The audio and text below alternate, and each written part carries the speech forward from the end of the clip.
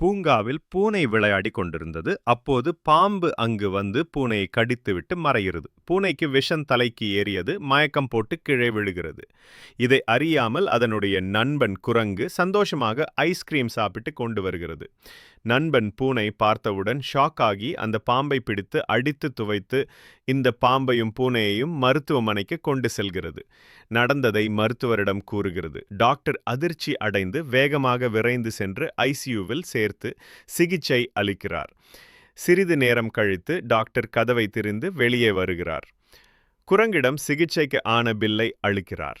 குரங்கோ தன்னிடம் இவ்வளவு பணம் இல்லை என்று அதிர்ச்சி அடைந்தது. பிறகு வெளியே சென்று நண்பனுக்காக யாசகம் கேட்டது. பிறகு கடுமையான வெயில் என்று பார்க்காமல் கடினமான வேலைகளை செய்து பணத்தை சேமித்து சேர்த்து பணத்தை டாக்டரிடம் கொடுத்து பூனையை காப்பாற்றிவிட்டது. கதையை பற்றி உங்கள் கருத்தை பதிவிடுங்கள்.